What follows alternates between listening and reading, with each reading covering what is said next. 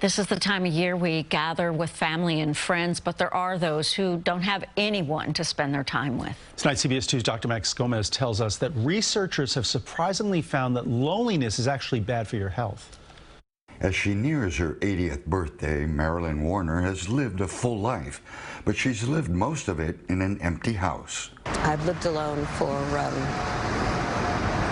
55 years.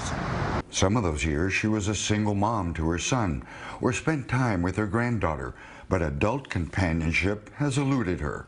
The difference is not having somebody next to you. We're trained in our culture reflexively that being lonely is something awful. It is a character flaw for many people as they perceive it. And Nobel has been arguing for years that taboo or discomfort discussing loneliness is fueling a public health crisis. Loneliness increases inflammation. It reduces immune capabilities. It increases blood pressure. Just from being lonely. And so when coronavirus pushed billions of people into ever more insular lives, Nobel saw the hallmarks of a crisis, but also an opportunity. During the pandemic, what went from a topic no one wanted to talk about, which is I don't have the connections I need, became a topic everyone was willing to talk about. And in fact, we were united in our loneliness, facing a common enemy, the pandemic. Well, welcome everyone. Thank you so much for being here.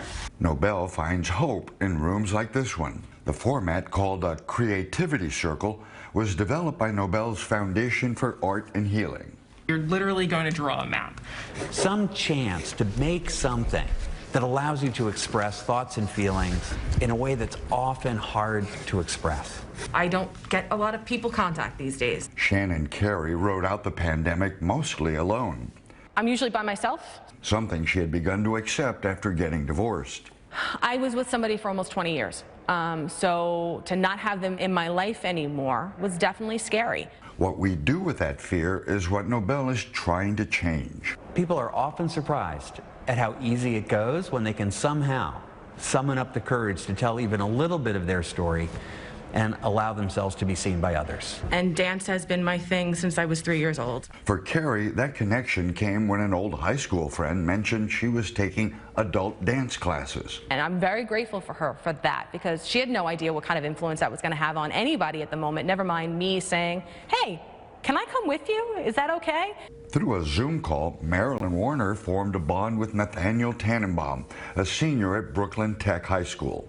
I think we need things like this just to get our social engines working again, and it's like talking with a stranger and getting to know them definitely takes certain skills that are like intimidating to develop. The first step is often recognizing that you're lonely, and then getting past the stigma and fear of admitting that you're lonely, then seeking help, taking advantage of resources like the Creativity Circle that are in many communities is good for your mental and physical health. Dr. Max Gomez, CBS 2 News.